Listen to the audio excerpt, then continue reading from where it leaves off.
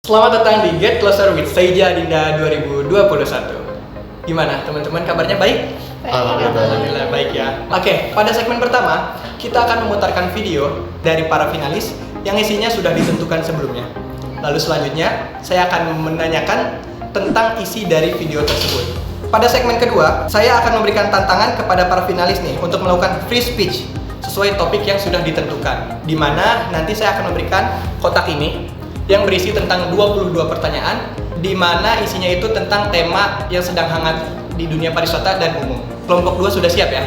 Baik, untuk tema kelompok 2 adalah isu ekowisata yang berpotensi merusak budaya lokal, tetapi di sisi lain dapat mendukung pertumbuhan ekonomi daerah. Gimana kelompok 2, sudah paham ya dengan temanya? Sekarang kita perkenalan dulu nih untuk masing-masing kelompok 2. Silahkan.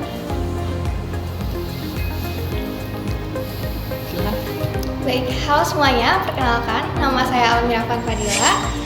Saya dari Kecamatan Cibadak. Perkenalkan, nama saya Ibrahim Katoni Borekso dari Kecamatan Rangkas Bitung. Perkenalkan, nama saya Maura Fadila dari Kecamatan Rangkas Bitung. Perkenalkan, nama saya Muhammad Alfiano dari Kecamatan Cibadak. Terima kasih.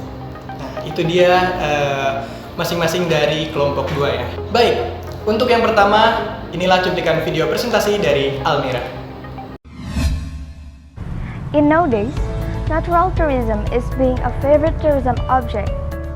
And according to sidapu.lebakap.go.id, the natural tourism in Lebakoganti is reached more 207,000 domestic tourists at 2019. And it's really different with artificial tourism, who only reached more than 8,000 domestic tourists at 2019.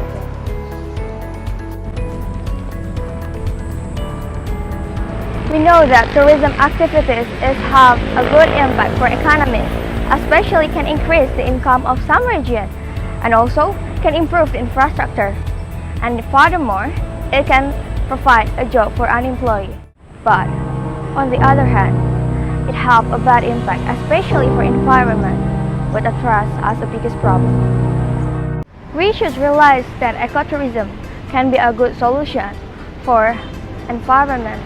Because according to the International Ecotourism Society, that ecotourism can be defined as a responsible travel to natural area to conserve the environment and involve the local communities and also sustainable travel. That means that ecotourism have a principle to uniting conservation, communities, and sustainable travel. Ecotourism explores not only the potential from environment, but also the potential from education, historical, local communities, and for sustainable travel, but still pay attention for development and economics. Lebak has a lot of natural potential that can be developed into ecotourism to protect the environment in tourism destination, with guidance from government and also contribution from local communities. Oke, itu dia video dari Almira, luar biasa ya. Oke, untuk Almira nih saya ada pertanyaan mengenai video tersebut. Selain menggunakan sosial media, bagaimana Adinda Almira mengkampanyekan ekoturism sebagai sebuah perjalanan wisata yang tentu akan berdampak pada suatu daerah kepada komunitas yang luas di daerah maupun di luar daerah? Ya, baik, mungkin langsung saya jawab ya. Jadi selain sosial media nih, kita dapat mempromosikan bagaimana ekowisata ini baik bagi lingkungan tentunya dan juga masyarakat lokalnya. Dan melalui platform apa sih?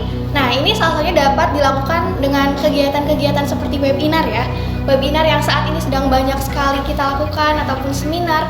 Namun di kala pandemi ini mungkin alangkah lebih baiknya dilakukan secara virtual atau webinar. Jadi hal ini dapat menjadi salah satu media promosi yang baik, khususnya apabila yang memberikan informasi atau materi pun merupakan orang-orang ahli dari Dinas Pariwisata ataupun penggiat-penggiat pariwisata. Selain itu juga sangat penting apabila dilakukan dari mulut ke mulut, dari antar kita seperti Duta Pariwisata menjadi pelopor bagaimana baiknya kegiatan ekowisata ini untuk lingkungan dan masyarakat lokal. Seperti itu. Baik, terima kasih, luar biasa ya jawaban dari Almira ini. Oke, selanjutnya ada video presentasi dari Saija Ibrahim Katoni. Assalamualaikum warahmatullahi wabarakatuh. Perkenalkan, nama saya Ibrahim Katoni Borekso dari Kecamatan Rangkas Bitung. Bicara soal pariwisata memanglah sangat unik untuk kita diskusikan, terutama karena Kabupaten Lebak memiliki destinasi wisata yang cukup banyak, dari wisata alam, wisata buatan, wisata religi, serta wisata budaya. Ekonomi serta pariwisata adalah dua hal yang kita tidak bisa pisahkan. Tapi ada juga oknum ekonomi yang akhirnya merusak pariwisata atau misalkan merusak lingkungan sekitarnya. Contohnya adalah pembuangan limbah atau sampah pada lautan atau sungai. Dan yang kedua adalah polusi yang akhirnya dikeluarkan oleh industri tersebut. Menurut Undang-Undang Nomor 32 Tahun 2009 Pasal 60 yang berisi tentang setiap warga negara dilarang membuang limbah ke media lingkungan, terutama lautan dan sungai, diperkuat dalam pasal 61 undang-undang tersebut, serta dapat pidana atau sanksi yaitu sebesar 3 miliar dan hukuman selambat-lambatnya adalah 3 tahun. Nah, di sini bisa dilihat bahwasannya masyarakatlah yang harus mengingatkan, masyarakat yang harus saling menjaga dan masyarakat yang harus saling melestarikan. Kesimpulannya adalah masyarakatlah yang harus mengambil andil di dalam, masyarakat yang harus bisa mengingatkan dan mengontrol lingkungan sekitarnya. Karena dari situ lingkungan akan asli dan tetap terjaga. Yuk sama-sama kita lakukan kebersihan, menjaga lingkungan dan semangat untuk menjaga semua kebaikan. Terima kasih. Oke, selanjutnya nih pertanyaan kedua untuk Saija Tony. Menurut Saija Tony, bagaimana langkah yang konkret yang bisa masyarakat contoh untuk dapat mengontrol dan mengurangi limbah atau sampah hasil dari perjalanan wisata atau yang selalu kita temui dalam aktivitas sehari-hari? Ya, waktunya 1 menit. Saya jawab langsung ya, Kang ya. Jadi langkah konkret kita adalah bagaimana cara kita untuk bisa memahami itu semua. Karena ketika sedang pandemi seperti ini, kesehatanlah yang paling penting. Untuk menjaga lingkungan, itu kesehatan yang lebih penting. Maka dari itu ini perlunya ada kesadaran dari semua pihak, bukan dari penggiat wisata saja atau misalkan dari wisatawan saja, tapi dari seluruh elemen yang tergabung dalam wisata tersebut. Mungkin itu yang harus kita tekankan lebih dahulu kayak gitu. Seperti itu, Kang. Baik, terima kasih. Jadi harus dari kesadaran masing-masing juga. Betul, ya? Kang. Oke, selanjutnya ada video presentasi dari Adinda Maura.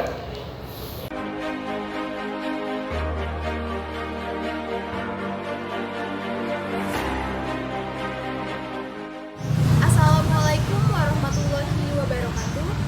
Ekowisata merupakan produk wisata yang dititik beratkan kepada aspek estetika, aspek etika, aspek konservasi alam, dan aspek lingkungan. Suku Baduy merupakan suku yang berada di pedalaman provinsi Banten, di mana suku Baduy ini menganut sistem ekonomi tradisional yang hanya mengandalkan hasil alam dan tenaga kerjanya. Pola konsumsi masyarakat Baduy yang saat ini sudah tidak subsisten lagi mengakibatkan semua hasil bumi yang dihasilkan oleh masyarakat Baduy dijual keluar dan hasilnya dipergunakan untuk kehidupan mereka sehari-hari. Dengan adanya ekowisata, diharapkan dapat membantu serta memajukan perekonomian yang ada di Baduy karena ekowisata dianggap sebagai salah satu wisata alternatif yang dapat memunculkan kesempatan kerja, kesempatan berusaha, serta kesempatan untuk memaksimalkan sumber daya alam yang dimiliki sebagai salah satu aset untuk ekowisata. Terima kasih. Lebak Unik. Wassalamualaikum warahmatullahi wabarakatuh. Nah, itu dia video dari Adinda Maura ya. Oke, Adinda Maura ini ada pertanyaan nih. Bagaimana implementasi yang sesuai yang bisa wisatawan jadikan sebuah acuan ketika mereka berkunjung ke Baduy untuk juga dapat menerapkan ekowisata ini? Oke, baik ya Kang, saya jawab. Jadi implementasi yang sesuai yang harus dilakukan oleh para wisatawan yang berkunjung ke Baduy adalah mereka harus turut menjaga lingkungan di Baduy agar tetap lestari dan agar terus terjadinya terjaganya ekowisata yang ada di Baduy sehingga kerusakan lingkungan yang ada di Baduy ini tidak terjadi atau dapat diminimalisir seperti itu, Kak. Baik, terima kasih jawabannya ya. Oke, selanjutnya ada video presentasi dari Saija Malvin.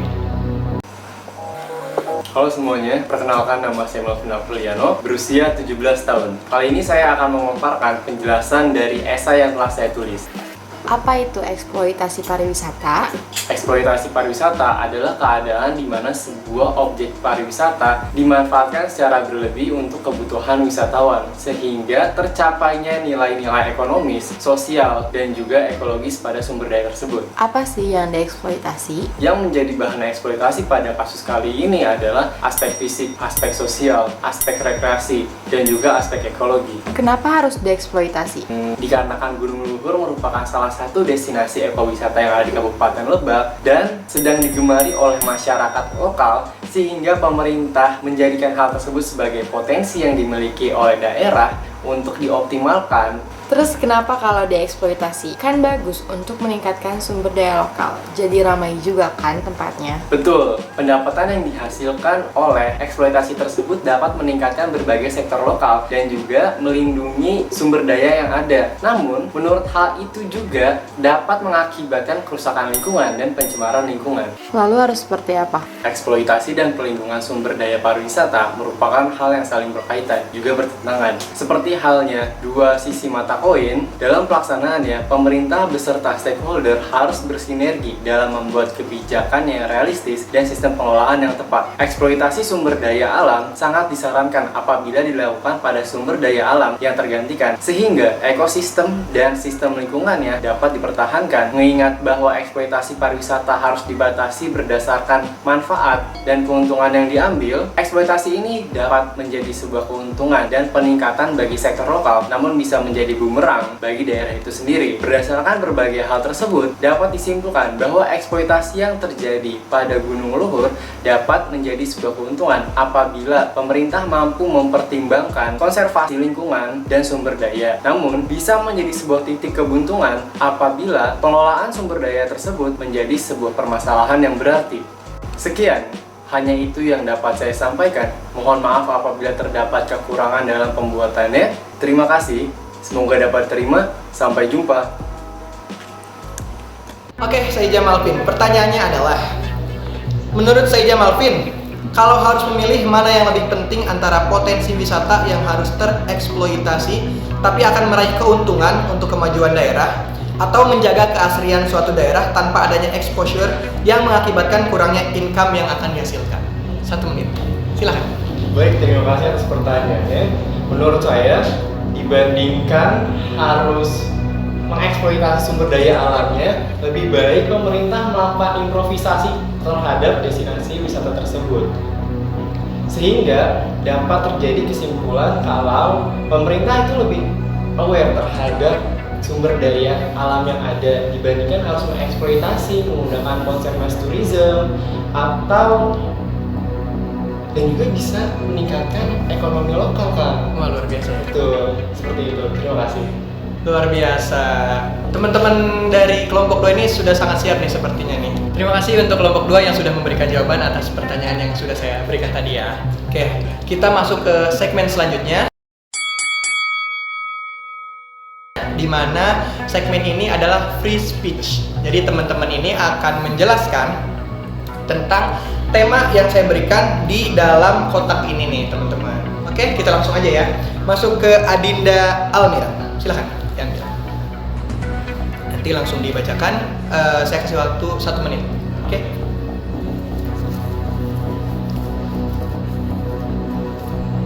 Millennials. Oke, mungkin langsung saya jawab ya mengenai millennials ini. Baik, menurut saya, millennials ini merupakan sebuah penunjang bagi kehidupan sehari-hari dan juga untuk masa depan, bagaimana milenial ini perannya untuk bangsa sendiri ya. Jadi khususnya dalam sektor pariwisata nih, kita juga termasuk dalam milenials, bagaimana sifat kita, kepedulian kita. Lalu apa saja sih yang harus dipahami oleh milenials, khususnya isu-isu terkini. Misalnya, salah satunya adalah isu mengenai teknologi yang sangat banyak kita amati sekarang dan kita gunakan, serta berpengaruh banget nih untuk kehidupan kita sehari-hari mengenai teknologi. Salah satunya adalah isu perlindungan data pribadi. Mungkin hal ini menjadi suatu hal yang rawan karena seperti yang dijelaskan oleh presiden kita, data pribadi merupakan hal yang sangat mahal nih di masa ini, bukan hanya mengenai uang, tapi juga data pribadi. Sehingga untuk millennials ini diharapkan dapat memfilter bagaimana mereka memasukkan data dan juga mengeluarkan data dari teknologi-teknologi tersebut, sehingga tidak banyak pencurian-pencurian data, dan juga diharapkan kesadaran bagi seluruh masyarakat, bukan hanya millennials. Seperti itu. Luar biasa. Oke, selanjutnya dari Saija Ibrahim Katoni, silahkan. 1 menit ya.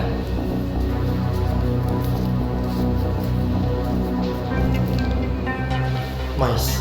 Oke. Oke, saya langsung jawab saja ya untuk pertanyaannya.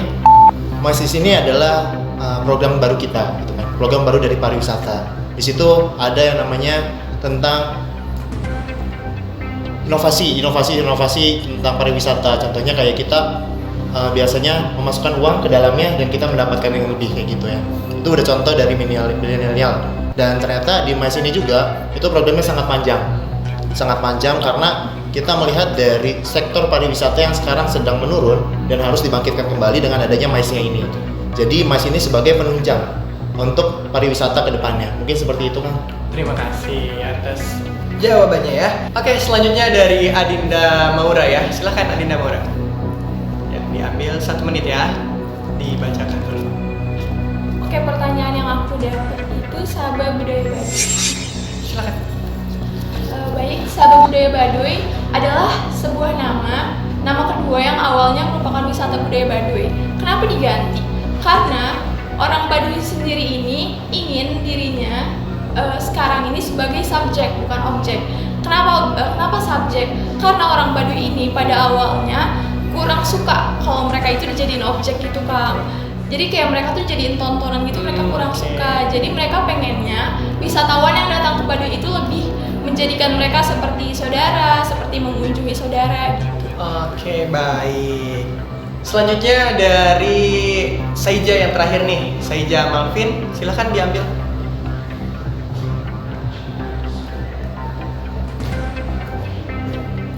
Apa tuh? Thoughtful Indonesia. Thoughtful Indonesia. Oke, 1 menit, silakan. Jadi teman-teman, kenapa branding pariwisata Indonesia sekarang menjadi Thoughtful Indonesia? Karena emang Parekraf ingin membuat sebuah nama baru, ingin membuat nama Indonesia kembali bersinar lagi dengan menggunakan Thoughtful Indonesia. Artinya yaitu kebijak, yaitu Indonesia bijak, seperti itu. Kenapa bijak? Karena pada kondisi pandemi seperti ini, masyarakat harus menerapkan CHSE untuk melakukan kunjungan destinasi wisata dan harus diterapkan pada destinasi wisata juga. Seperti itu. Terima kasih. Luar biasa. Oke nih, luar biasa sekali nih dari teman-teman kelompok 2 ya. Itu dia tadi sesi pertama dan sesi kedua yang sudah kita lakukan bersama kelompok 2 nih. Luar biasa dari teman-teman kelompok 2 ya. Semoga teman-teman sukses selalu dan semoga yang diinginkan tercapai. Terima kasih untuk para penonton yang sudah nonton acara Get Closer with Saija Adinda 2021 ini. Saya Haris Bangkit pamit undur diri. Salam pesona Indonesia, Lebak unik, visit Lebak, bekerja dengan hati. Wassalamualaikum warahmatullahi wabarakatuh.